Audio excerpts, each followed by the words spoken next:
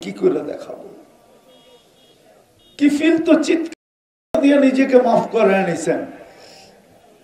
যখন চিৎকার দিছেন দিয়া বলছে বন্ধুর গায়ে হাত দিব তো দূরের কথা, আঙ্গুলও লাগাবো না, টাকা দিয়ে দিলাম, কিন্তু একটা অনুরোধ করব, তুই চোখের পানি দিয়ে আল্লাহকে একটু বলা দে আমার তওবা যেন কবুল করে।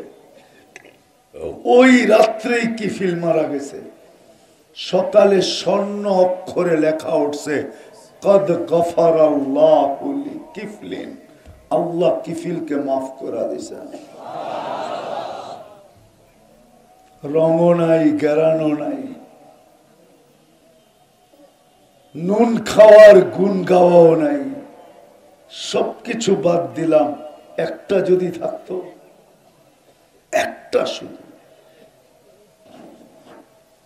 যে আজান আওয়াজ দিতে দেরি নিখলির এই শহরটা, নখলার এই শহরটা, যে যেখানে আছে ওইখানে থেকে আল্লাহু আকবার বইলা মুসল্লায় দাঁড়াইতে দেরি করে না। আপনি বলবেন এই চিত্র কি হইতে পারে? আমার সাথে চলেন, দেখায় দিব মনে আছে এই চিত্র দুনিয়াতে। আমি ওই দেশে 6 বার গেছি। ওটাকে আকাশের চাঁদ না, দুনিয়া তো একটা চাঁদ আছে, চাঁদ কয় ওটারে, চাঁদ। একটা দেশ আছে দুনিয়াতে, আফ্রিকার একটা দেশ, বাংলাদেশের চেয়ে 15 গুণ বড়। কয় গুণ? ওই দেশে আমি 6 বার গেছি। ওই দেশে আজান হইতে দেরি, যে যেখানে আছে, বাজারে আছে তো বাজারেই বিছনা লাগাবে, প্রত্যেক দোকানে চাটাই আছে, প্লাস্টিকের চাটাই, দোকানদার বিছাবে, নামাজ পড়বে, আবার বেচা কিনা। আল্লাহ তো বেচা কিনা নিষেধ করেন নাই। সব বাদ দিলাম, আজান হইতে দেরি কয়জন মুসলমান ছুটে আসে? কয়জন? কয়জন মসজিদে আসে? কে ডাকে? আরে বলেন না, কে ডাকে? শুধু আল্লাহ ডাকলে তো আমার মনকে বুঝাইতে পারতাম। শুধু আল্লাহ তো ডাকে না, সাথে সাথে তো রহমান ডাকে, রহিম ডাকে, মালিক ডাকে, কুদ্দুস ডাকে, সালাম ডাকে, মুমিন ডাকে, মুহাইমিন ডাকে, আজিজ ডাকে, জব্বার ডাকে, মুতাকাব্বিরুল খালিকুল বারিউল মুসাব্বিরুল গফফারুল কহ্হারুল ওয়াহ্হাবুর রাজ্জাকুল ফাত্তাহুল আলিমুল কাবিদুল বাসিতুল খাফিদুর রাফিউল মুইজ্জুল মুযিল্লুস সামিউল বাসীরুল হাকামুল আদলুল লতীফুল খবীরুল হালিমুল আযীমুল গফুরুশ শাকুরুল আলিকুল কবীরুল হাফিজুল মুকিতুল হাসিবুল জলিলুল করিমুর রকিবুল মুজিবুল ওয়াসি আল হাকিমুল ওয়াদুদুল মজিদুল বাঈসুশ শহীদুল হকুল ওয়াকিলুল কবিয়ুল মতিনুল ওয়ালিয়ুল হামিদুল মুসি আল মুবদি আল মুঈদ আল মুহয়ি আল মুমীত আল হাইয়্যু আল কাইয়্যুম আল ওয়াজিদ আল মাজিদ আল ওয়াহিদ الأحد الصمد القادر المقتدر المقدم المؤخر الأول والآخر الظاهر والباطن الوالي المتوالي البر التواب المنتقم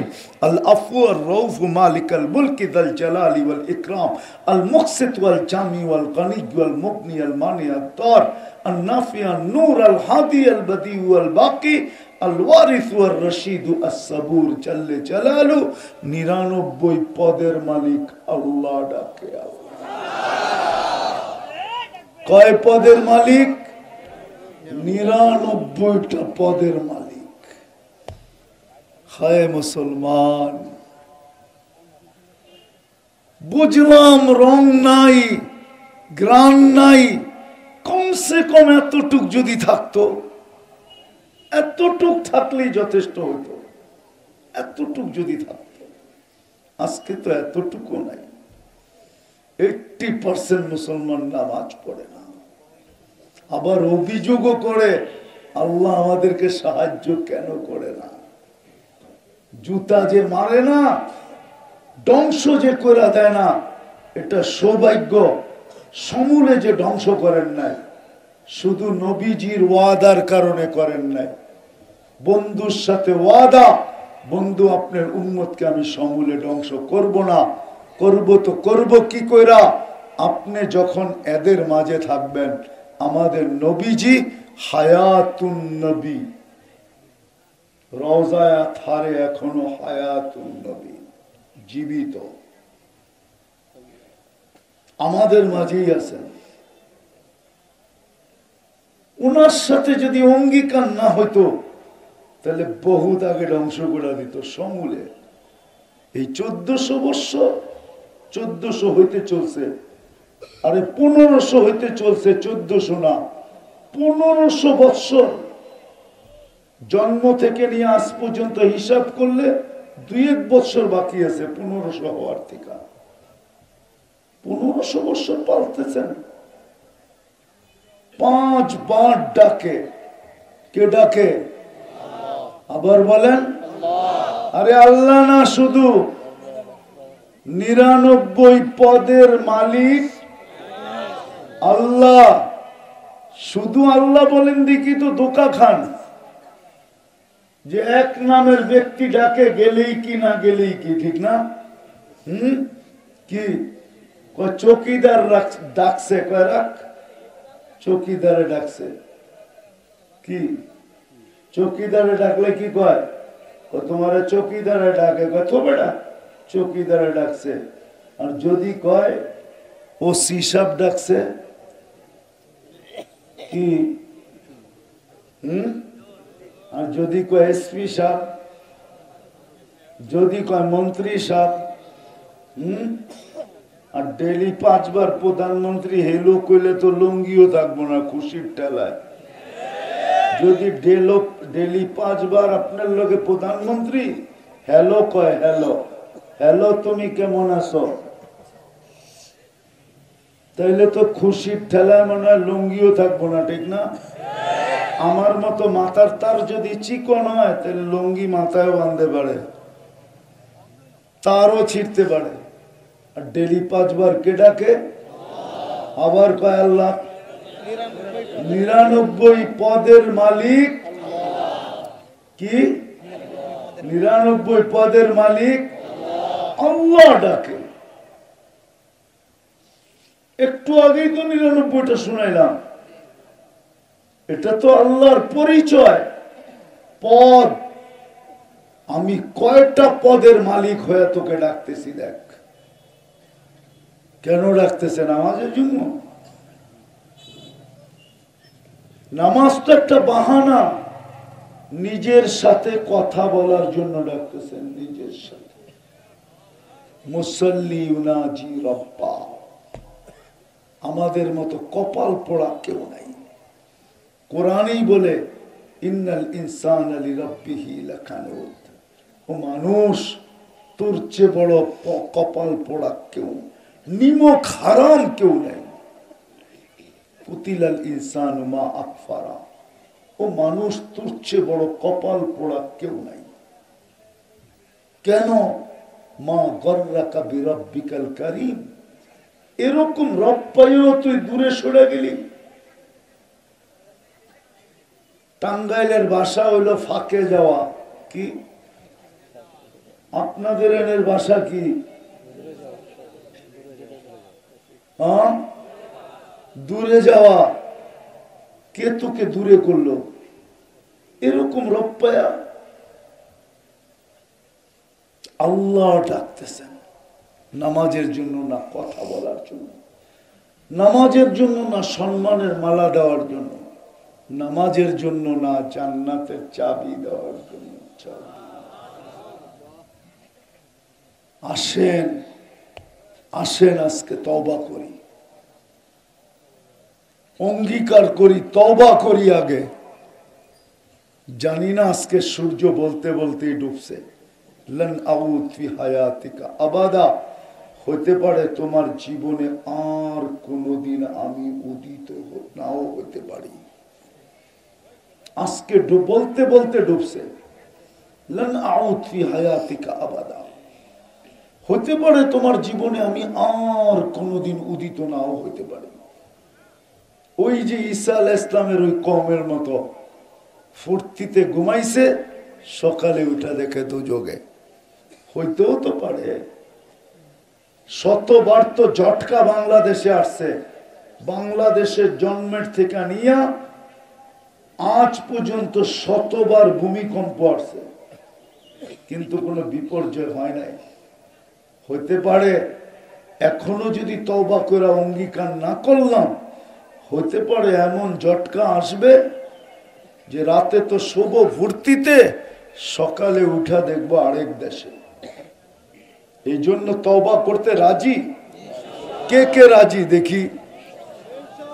তাইলে আল্লাহকে মনের থিকা বলেন, যুবক মনের থিকা বলো যে আল্লাহ অতীত থেকে তওবা করলাম, আপনি আমার তওবা কবুল করেন, গুনাহ মাফ করেন। নামাও। আর আজকের থেকে অঙ্গীকার করি নামাজ আর কোনদিন ছাড়বো না। পাক্কা? হ্যাঁ, ওয়াদা? আল্লাহ কবুল করো।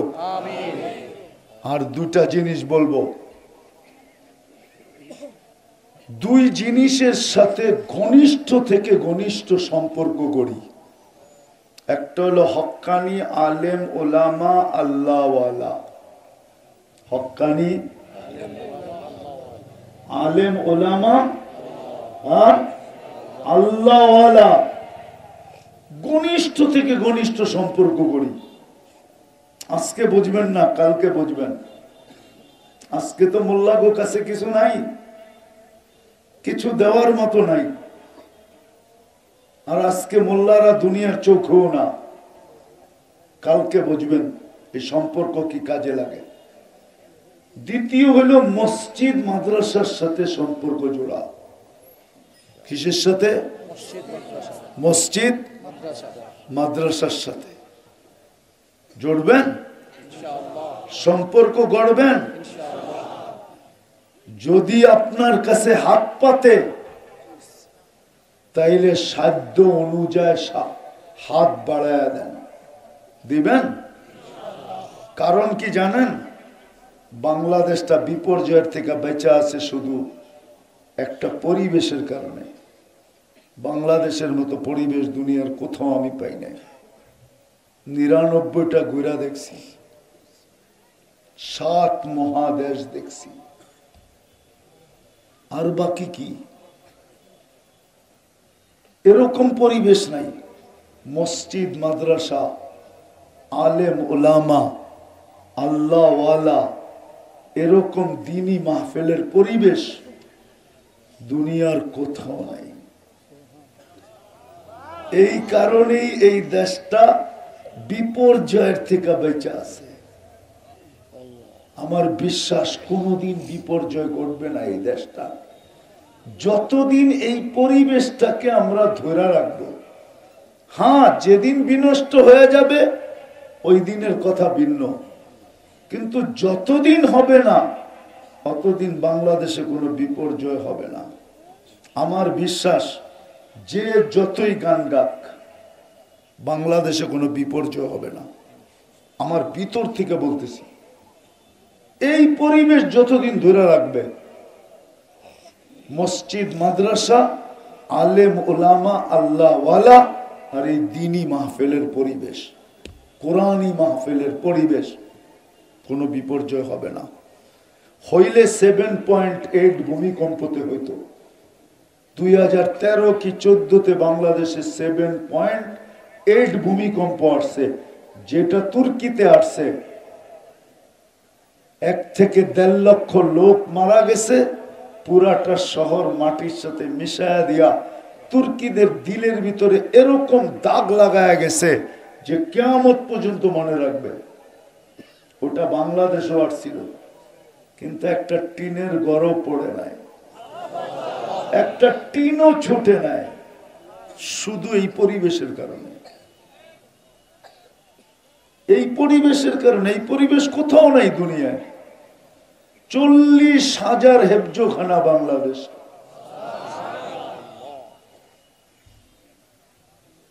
মক্তব গয়না বলতে হবে কয় হাজার, হাজার হাজার বড় বড় মাদ্রাসা। 3 লক্ষর কাছাকাছি মসজিদ। এই পরিবেশ দুনিয়ার কোথাও নেই। ইন্দোনেশিয়ায় 5 লক্ষ মসজিদ আছে, আমিও মানি, কিন্তু বাংলাদেশের মতো পরিবেশ নাই। বাকিগুলা নাই, শুধু মসজিদই আছে, এটা মানি। কেন আমি পুরাটা ঘুরছি 4 বার ইন্দোনেশিয়া। আমি তো কমবার ইন্দোনেশিয়া যাই নাই। 33টা প্রদেশ ওদের, প্রত্যেকটা গেছি। 17,800 দ্বীপ, বাকিগুলা বললাম না। বাকিগুলা বললাম না, আর কি দেখছি। তো বিদায় ওই পরিবেশ নাই যে পরিবেশ আমাদের দেশে আছে। এই জন্য আমাদের উচিত সম্পর্ক রাখা। যদি মসজিদ মাদ্রাসার প্রয়োজন হয় আর আমাদের কাছে যদি হাত পাতে, তাইলে কৃপণতা করা উচিত না, সাধ্য অনুযায়ী হাত বাড়ায় দেওয়া উচিত। দিবেন সবাই? কে কে দেখি? আল্লাহ কবুল করুক। আমি চান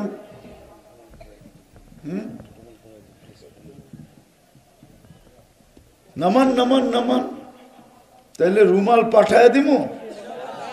হ্যাঁ দিবেন, পাক্কা তো? বুঝেন কিন্তু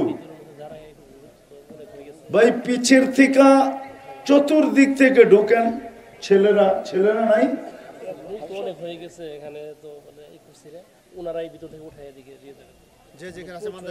মাদ্রাসার ছাত্ররা পিছনে যারা আছো, যে কোনো মাদ্রাসার 2 জন দাঁড়ায় যাও। তোমরা একটু মেহরবানি করে দাঁড়ায়া রুমাল দিয়া উঠায়া এখানে দিয়া দাও। তোমরা উঠাও, মাদ্রাসার ছেলেরা কমসে কম। আর যারা বেশি পড়ে, এমনও লোক আছে 100 রাকাত পড়ে, ও ডেলি 100 বার আল্লাহকে বলে, তারপরে 126 দিন সারা দুনিয়ার মুসলমান নির্যাতিত, মুসলমানদের চাবিকাঠি বিজাতিদের হাতে। কেন? দুনিয়ার 70% মাল তো আমাদের কাছে। বিশ্বাস যদি না হয় নেটে সার্চ দিয়া দেখেন, যেটাকে লিকুইড সোনা বলে, তরল সোনা, তেল, 70% মুসলমানদের কাছে। গ্যাস 70% মুসলমানদের কাছে। মুসলমানদের ভিতরে 3টা দেশ এমন আছে, 3টা দেশ মুসলমান দেশ ছাড়া সারা দুনিয়ার কাফের দেশ কিনতে পারে।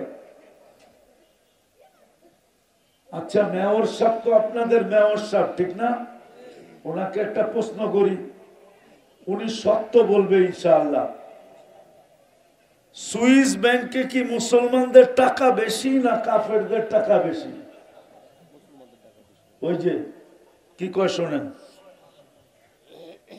পুরো সুইস ব্যাংক মুসলমানের টাকা দিয়ে চলে। নির্যাতিত কেন? ইসলামের রং আমাদের ভিতরে নাই। নির্বাচিত বটে, আজকে বুঝে আসে না, চিন্তা করি না যে আমাকে আল্লাহ কি জন্য নির্বাচিত করল। হায় হায়, মানুষ নির্বাচিত হওয়ার জন্য বুকের তাজা রক্ত দিয়া দিতে চায়। বাচ্চাদেরকে এতিম করাইতে দ্বিধা করে না, স্ত্রীকে বিধবা করাইতে দ্বিধা করে না, মা বাবার বুক খালি করাইতে দ্বিধা করে না। ওটা সামান্য দুনিয়ার নির্বাচন, সামান্য। বাঁচবেই কয়দিন বাঁচবো এখানে? একটু ভালো মতে বোঝেন, কাজে দিবেন। বাঁচবে কয়দিন? 60-70 বছর, আর বেশি তো এখানে কেউ বাঁচে নাই, কেউ বাঁচবেও না। আমাদের নবীজি তো সতর্ক করছেন, আমার উম্মতি বাইনা 60 ও 70। ও আমার উম্মত 60-70 বছর পাবে, বেশি পাবে না। ফাক্তানিম, সুবর্ণ সুযোগ মনে করো এটাকে। হায়াতুকা ক্বাবলা মাউতিকা, জীবনটাকে সুবর্ণ সুযোগ মনে করো মৌতের পরে। কেননা প্রত্যেকের হিসাব তো নিজেকেই দিতে হবে। ওইখানে তো কোনো পরিচয় পরিচিতি চলবে না। দুনিয়ার পরিচয় পরিচিতি যদি চলতো তাইলে কোরআন আমাকে এতগুলা কাহিনী দিয়ে বুঝাইতো না। কোরআন আমাদেরকে বুঝা, তাইলে কোরআন এতগুলা কাহিনী দিয়ে বুঝাইতো না। এই কথা বুঝাইতো না যে নবীর স্ত্রী, অথচ স্বামীর কোন অঙ্গ স্ত্রীর কাছে লুকায়িত থাকে না। স্ত্রীর কোন অঙ্গ স্বামীর কাছে লুকায়িত থাকে না। নূহ আলাইহিস ইসলামের স্ত্রী, যার থেকে সন্তানও আছে, স্ত্রী পোশাক, আল্লাহ পোশাক বলতেছে, হুন্না লিবাসুল লাকুম, তোমাদের স্ত্রীরা তোমাদের পোশাক, নবীর পোশাক। নবীর পরিচয় চলে নাই। নূহ আলাইহিস ইসলামের স্ত্রী জান্নাতে যাবে না, জাহান্নামে যাবে। নবীর পরিচয় দিয়ে বাঁচতে পারবে না। লূত আলাইহিস ইসলামের স্ত্রী লূত আলাইহিস ইসলামের পরিচয় দিয়ে বাঁচতে পারবে না। কিন্তু ফেরাউনের পরিচয় আদি আসিয়ার জন্য বাধা হয় নাই। ফেরাউনের পরিচয় আসিয়ার জন্য বাধা হয় নাই। আসিয়া তো মৃত্যুর আগেই জান্নাত দেখা নিছেন, খুশিতে 8খানা হয়ে গেছে, 8খানা। কিন্তু চেহারাটা হঠাৎ মলিন হয়ে গেছে। আল্লাহ বুঝে ফেলছে কেন মলিন হয়েছে। আসিয়া ভাবতে ছিল জান্নাত তো আছে, রানী তো আমি, রাজা তো নাই, এই জান্নাতে মজাও নাই। আমি একা কি করব রাজা ছাড়া? তো আল্লাহ বলে জান্নাত যখন দিছি রাজাও দিব। বলছে রাজা কে? বলছে মুহাম্মাদুর রাসূলুল্লাহ সাল্লাল্লাহু আলাইহি ওয়াসাল্লাম তোমার জান্নাতের রাজা। উলামা আমার সাথে একমত হবে, আসিয়া জান্নাত পায়া যতটুকু খুশি না হয়েছে, রাজা পায়া এর চেয়ে লক্ষ কোটি গুণ বেশি খুশি হয়েছে। দুনিয়ার কোন পরিচয় চলবে না, চলবে তো ইসলামের রং। কতটুক রং আছে এটা দেখবে। যদি এটা সত্য না হইতো, নখলার মানুষ শত শত কবর আমাকে কোনোদিন কাঁদাইতো না। আমি শত শত কবর দেখছি। ১.৫ লক্ষ সাহাবীদের ভিতর থেকে হয়তো ২-৪ হাজার বাকি আছে, বাকি সব আমার দেখা শেষ। যেখানে নবীদের কবর চিহ্নিত আছে সবগুলো আমার দেখা শেষ। এই জন্য আমার ভিতরে একটু ব্যথা বেশি। আপনাদেরকে আমি পায়ে ধরে বুঝাইতে চাই, কিয়ামতের দিন যেন জাতি হিসাবে আপনারা আমার গলায় ফান্দা না দিতে পারেন যে তুমি আফ্রিকার জঙ্গল ছাড়ো নাই, সাহারা মরুভূমি ছাড়ো নাই, কোন মহাদেশ ছাড়ো নাই, দুনিয়ার কোন উন্নতি দেশ ছাড়ো নাই, তুমি আমাদেরকে বুঝাইলা না কেন? এই জন্যই আজকে ছুটে চলে আসছি। 2টার সময় আমার সাথে কথা বলছে মেয়র সাহেব, জিজ্ঞেস করেন। দিনে না রাত্রে। আমি তখন টাঙ্গাইল থেকে যেতেছিলাম, 2টার সময় ফাইনাল করছি। শুধু ওনার ইজ্জতের দিকে দেখা, উনি একটা শব্দ বলছে আমার ইজ্জতের প্রশ্ন। আর হাদিসে আছে মানুষের ইজ্জত আল্লাহর কাছে বড় দামি। হ্যাঁ, বুখারীতে আছে ইজ্জত বড় দামি। উনি যদি এই শব্দটা না বলতো আমি আসতাম না, আমার অনেক কাজ আছে, অনেক কাজ রেখে চলে আসছি। শুধু উনি একটা শব্দ বলছে, হুজুর আমার ইজ্জতের ব্যাপার।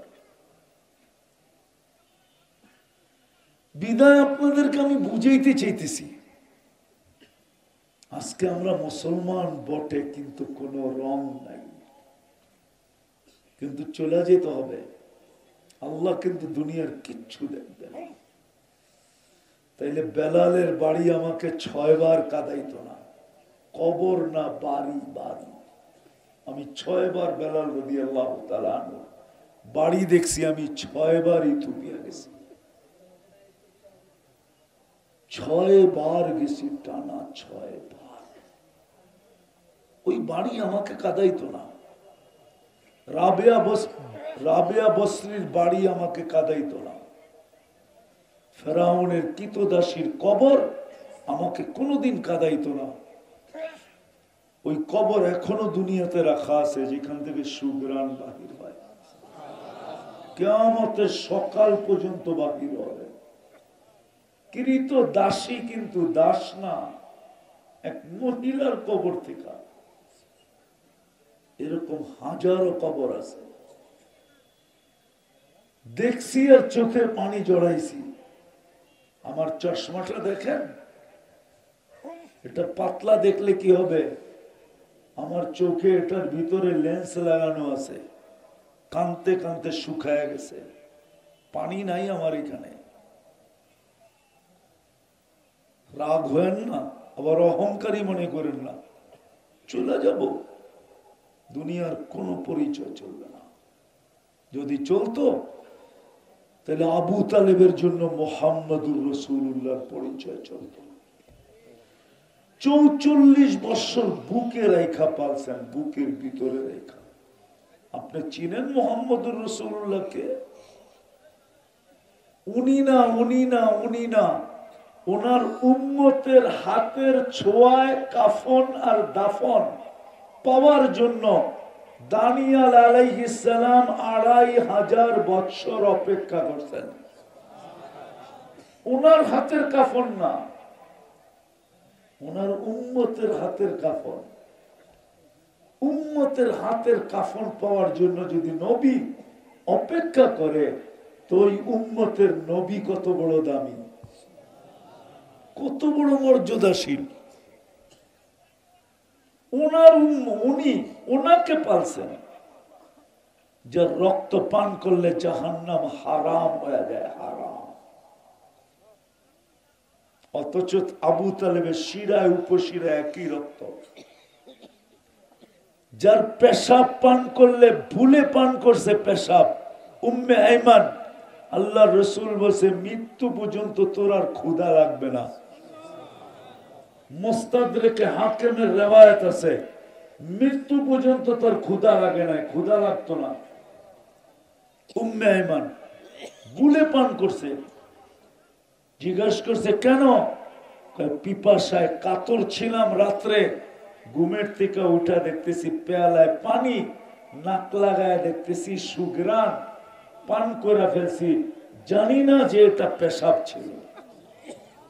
পেশাব ও সুঘ্রাণ। ওই রসুল,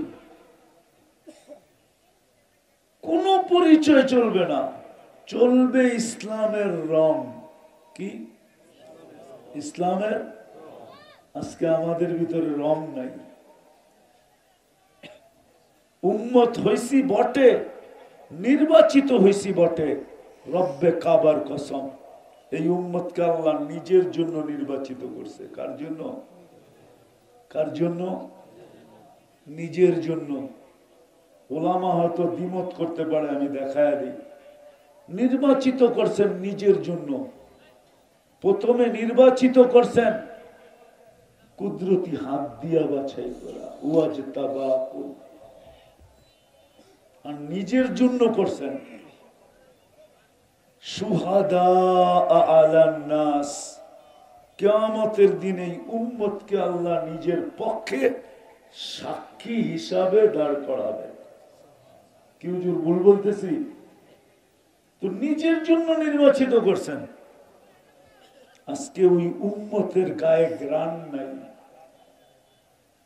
রঙও নাই, কি নাই? গ্রাণও।